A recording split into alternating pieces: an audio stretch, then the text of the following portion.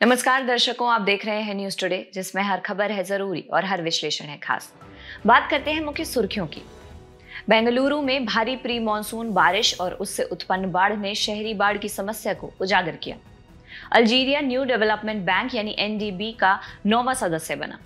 Supreme court ने झुड़पी जंगलों को वन भूमि घोषित किया। FAO की वैश्विक रूप से महत्वपूर्ण कृषि विरासत प्रणालियों यानी GIAHS में 6 नवीन पारंपरिक कृषि प्रणालियों को शामिल किया गया। राष्ट्रीय ध्रुवीय एवं समुद्री अनुसंधान केंद्र यानी NCPOR की स्थापना के 25 वर्ष पूरे हुए। चलिए बुलेटिन की शुरुआत करते हैं और बढ़ते हैं पहली मुख्य खबर की ओर। बेंगलुरु में भारी प्री मानसून बारिश और उससे उत्पन्न बाढ़ ने शहरी बाढ़ की समस्या को उजागर किया। भारत में बढ़ते शहरीकरण के मद्देनजर शहरी बाढ़ के बढ़ते मामलों से स्थानीय अवसंरचना, व्यवसायों और मानव जीवन को भारी नुकसान हुआ है। इसका असर स्थानीय, उपराष्ट्रीय और राष्ट्रीय अर्थव्यवस्थाओं पर पड़ता है। चलिए सबसे पहले शहरी बाढ़ की बढ़ती घटनाओं के लिए जिम्मेदार कारक जान लेते हैं। बात करें क्षेत्रीय स्थलाकृति की, तो उदाहरण के लिए बेंगलुरु लगभग समुद्र जल स्तर से 900 मीटर की ऊंचाई पर स्थित है और यहाँ अतिरिक्त जल की निकासी के लिए कोई बड़ी नदी भी नहीं है। दूसरा है अतिक्रमण और कंक्रीटीकरण। बेंगलुरु में पहले मौजूद रही झील को भर दिया गया है और उसकी पारिस्थितिकी प्रणालियां सीमित हो गई हैं, तथा शासन प्रणाली की कमजोरी।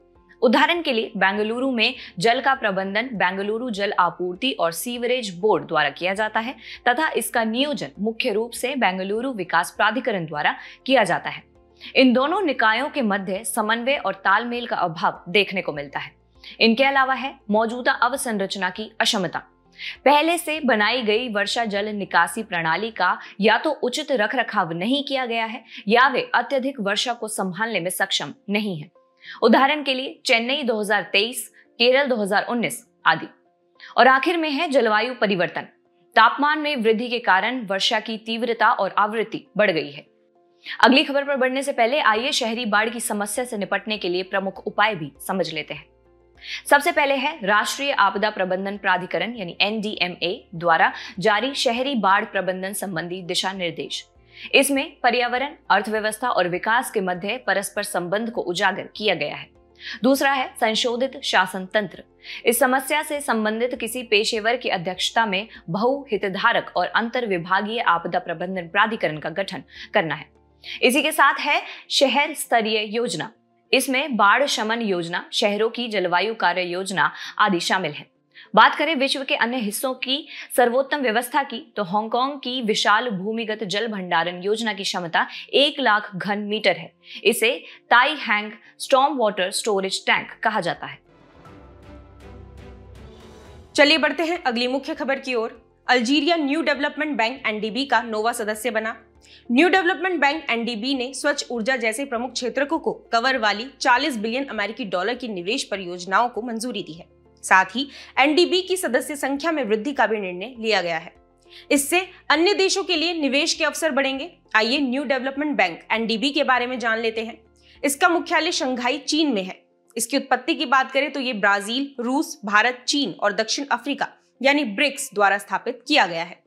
NDB की स्थापना के लिए समझौते पर 15 जुलाई 2024 को फोर्टालेजा में आयोजित ब्रिक्स शिखर सम्मेलन के दौरान हस्ताक्षर किए गए थे और बैंक ने 21 जुलाई 2015 को परिचालन शुरू किया था। इसका उद्देश्य देखें तो यह एक बहुपक्षीय विकास बैंक है। इसका उद्देश्य उभरते बाजारों और विकासशील देशों में बुनियादी ढांचे और सतत विकास परियोजनाओं के लिए संसाधन जुटाना है। बात करें इसके सदस्य की, तो ब्राजील, रूस, भारत, चीन, दक्षिण अफ्रीका, बांग्लादेश, संयुक्त अरब अमीरात, मिस्र और अल्जीरिया इसके सदस्य हैं। NDB के अनुच्छेद 2 के अनुसार इसकी सदस्यता संयुक्त राष्ट्र के सभी सदस्यों के लिए खुली है, जिसमें ऋण लेने वाले और ऋण ना लेने वाले दोनों सदस्य शामिल हैं। उरुग्वे को इसके संभावित सदस्य के रूप में सूचीबद्ध किया गया है। इसे NDB के बोर्ड ऑफ गवर्नर्स द्वारा मंजूरी दी गई है, लेकिन अपनी इंस्ट्रूमेंट ऑफ एक्सेशन जमा करने के बाद इसे आधिकारिक तौर पर सदस्य का दर्जा दिया जाएगा। अब अगर इसकी पूंजी और शेयरधारिता को देखें तो इसकी स्थापना 100 बिलियन डॉलर की प्रारंभिक अधिकृत पूंजी से की गई थी। इसके सभी 5 संस्थापक सदस्यों की इसमें कुल 50 बिलियन डॉलर की समान हिस्सेदारी है। इसकी मतदान शक्ति की बात करें तो संस्थापक सदस्यों की संयुक्त मतदान शक्ति कम से कम 55% होगी। आइए अब अन्य प्रमुख क्षेत्रीय वित्तीय संस्थान देखते हैं। पहला है एशियाई विकास बैंक, जिसकी स्थापना 1966 में हुई थी। इसका मुख्यालय मनीला, फिलीपींस है।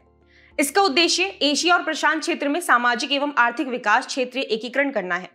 इसके 69 सदस्य हैं, जिनमें 50 एशिया प्रशांत क्षेत्र से और 19 क्षेत्र के बाहर से हैं। भारत भी इसका सदस्य है। दूसरा है एशियाई अवसंरचना निवेश बैंक, जिसकी स्थापना 2016 में हुई थी। इसका मुख्यालय बीजिंग, चीन है। इसका उद्देश्य है मुख्य रूप से एशिया में बुनियादी ढांचे के साथ साथ अन्य उत्पादक क्षेत्रों की परियोजनाओं को वित्त पोषित करना। इसके 110 अनुबंधित सदस्य हैं, 100 पूर्ण सदस्य और 10 संभावित सदस्य हैं। भारत एक पूर्ण सदस्य है। तीसरा है अफ्रीकी विकास बैंक, जिसकी स्थापना 1964 में हुई थी। इसका मुख्यालय अबीदजान, कोटे डी आइवोर है। इसका उद्देश्य है पूरे अफ्रीका में गरीबी उन्मूलन और सामाजिक आर्थिक विकास करना। इसके 81 सदस्य हैं, 54 अफ्रीकी देश और 27 गैर अफ्रीकी देश, जिसमें भारत भी शामिल है। आइए खबर में आगे बढ़ते हुए क्षेत्रीय वित्तीय संस्थानों का समकालीन महत्व भी जान लेते हैं। पहला है सतत और समावेशी विकास। उदाहरण के लिए 2024 तक के आंकड़ों के अनुसार भारत में एनडीबी द्वारा समर्थित $4.87 बिलियन मूल्य की लगभग 20 परियोजनाएं चल रही हैं। इनमें परिवहन, जल संरक्षण आदि शामिल है। दूसरा है अवसंरचना और निवेश संबंधी अंतराल को भरना। अवसंरचना के लिए दीर्घकालिक वित्त जुटाना, निजी निवेश को बढ़ावा देना और वित्त पोषण की कमी को दूर करना है। और आखिरी है क्षेत्रीय एकीकरण और स्थिरता को बढ़ावा देना, सीमा पार सहयोग को सुगम बनाना। उदाहरण के लिए एनडीबी और AIIB का संस्थापक सदस्य होने के नाते भारत ने दक्षिण सहयोग को मजबूत किया है। सुप्रीम कोर्ट ने झुड़पी जंगलों को वन भूमि घोषित किया। सुप्रीम कोर्ट ने झुड़पी के जंगलों को वन भूमि घोषित किया। हालांकि यहां 1996 से पहले निर्मित संरचनाओं को इससे छूट दी गई है। यह फैसला पर्यावरण की सुरक्षा और आजीविका के अधिकार के बीच संतुलन स्थापित करता है। चलिए सुप्रीम कोर्ट के फैसले के मुख्य बिंदुओं पर एक नजर डाल लेते हैं। इस निर्णय के बाद महाराष्ट्र के झुड़पी जंगल की भूमि को कोर्ट के 1996 के फैसले के अनुरूप वन भूमि के रूप में माना जाएगा। आपको बता दें कि TN गोदावर्मन तिरुमुलपाद बनाम संघ सरकार 1996 वाद में कोर्ट ने वन संरक्षण अधिनियम 1980 के तहत वन भूमि की परिभाषा का विस्तार किया था। साथ ही यह भी स्पष्ट किया था कि यह अधिनियम सभी वनों पर लागू होना चाहिए, चाहे उनके स्वामित्व की प्रकृति या वर्गीकरण कुछ भी हो। दूसरा, 1996 से पहले के भूमि आवंटनों को इससे छूट दी गई है। यह अपवाद जनहित को ध्यान में रखते हुए शामिल किया गया है, क्योंकि उन भूमियों पर अब सरकारी भवन, घर, स्कूल आदि निर्मित हो चुके हैं। हालांकि कोर्ट ने राज्य सरकार को केंद्र से वन संरक्षण अधिनियम के तहत मंजूरी लेने का आदेश दिया है।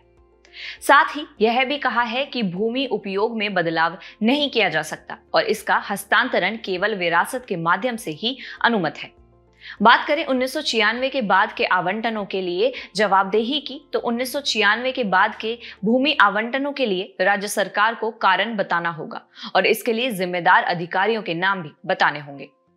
केंद्र तभी इन प्रस्तावों पर कार्यवाही करेगा जब उन अधिकारियों के खिलाफ वन अधिनियम के तहत कार्यवाही की जाएगी। और आखिर में है गैर आवंटित भूमियों की सुरक्षा। सभी खंडित भूखंडों जिनका क्षेत्रफल 3 हेक्टेयर से कम है और वे किसी भी वन क्षेत्र से सटे हुए नहीं हैं, उन्हें संरक्षित वन घोषित किया जाएगा।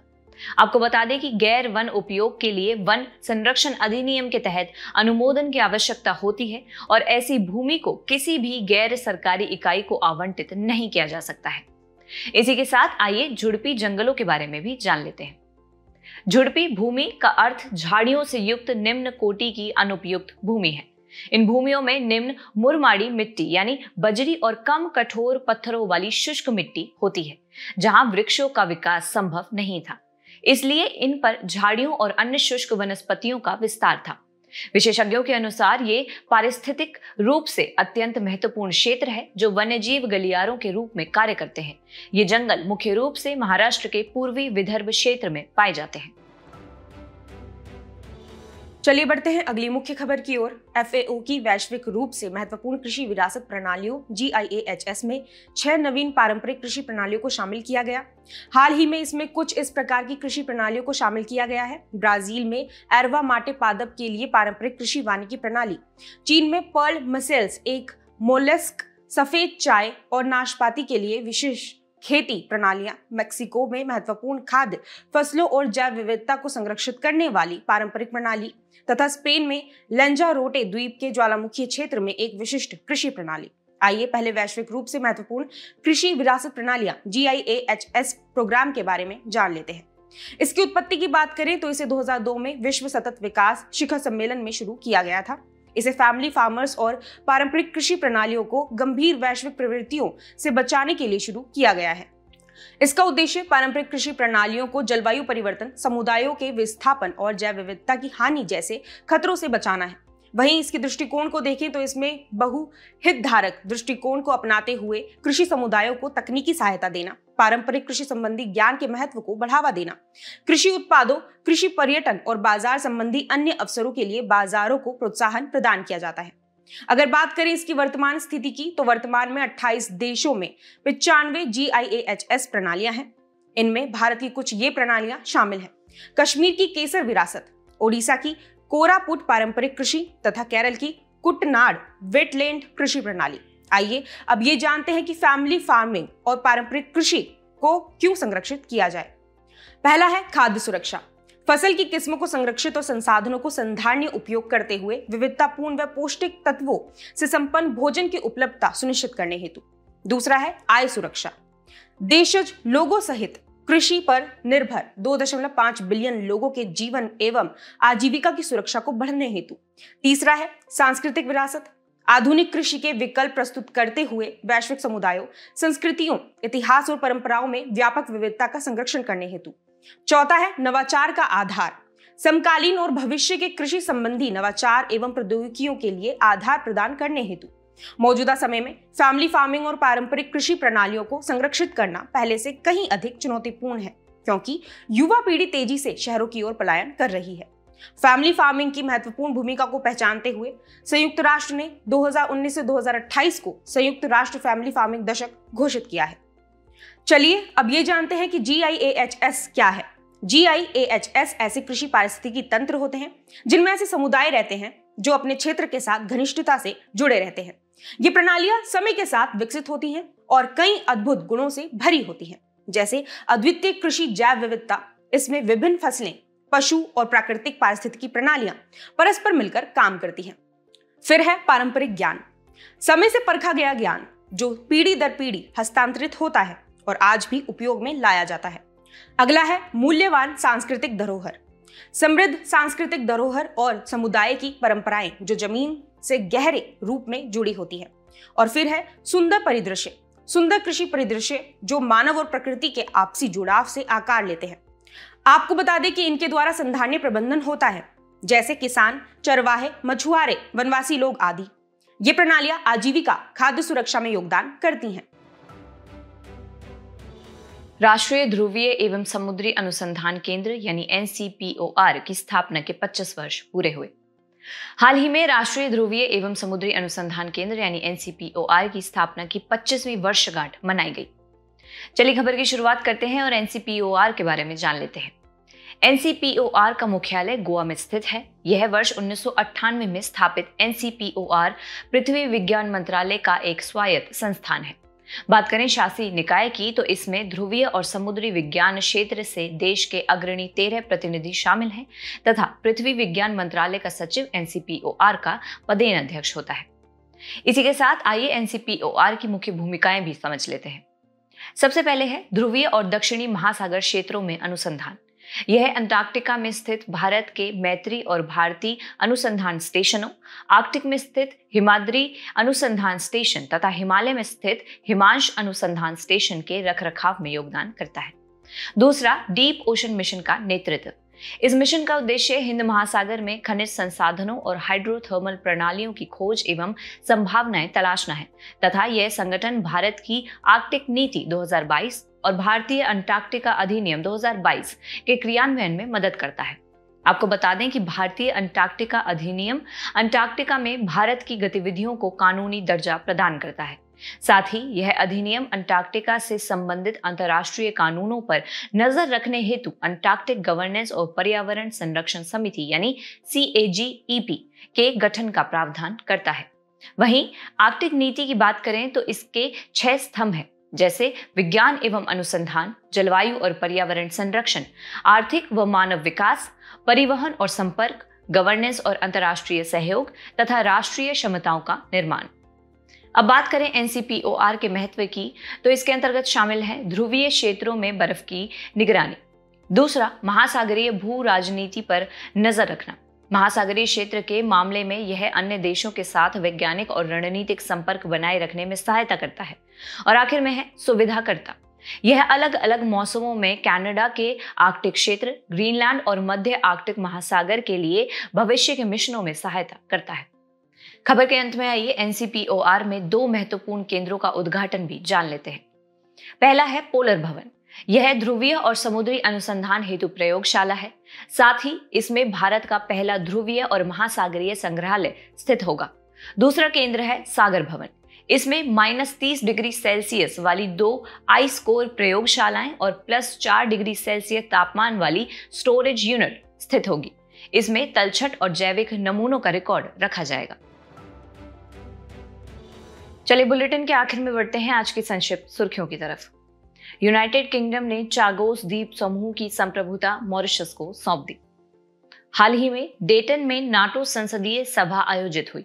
गौरतलब है कि इसी जगह पर डेटन शांति समझौते पर सहमति बनी थी।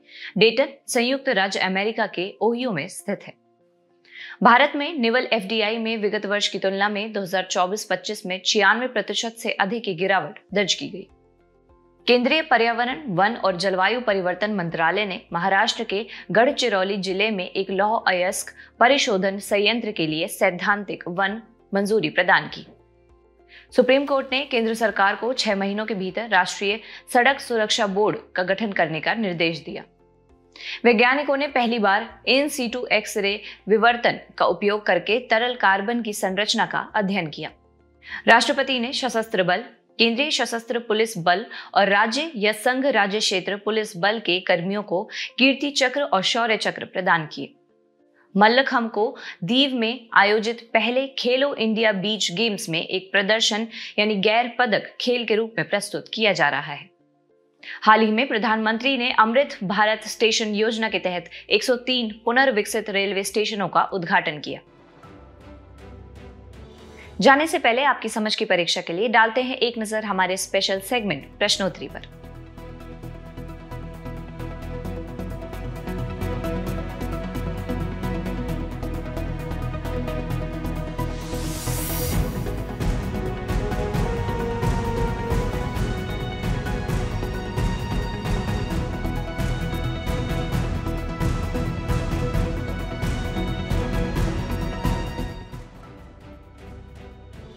हमसे जुड़ने के लिए आपका धन्यवाद। उम्मीद है न्यूज टुडे का यह बुलेटिन आपको पसंद आया होगा। न्यूज टुडे की PDF को डाउनलोड करने के लिए और आज के क्विज के उत्तर के लिए डिस्क्रिप्शन में दिए गए लिंक्स पर क्लिक कीजिए।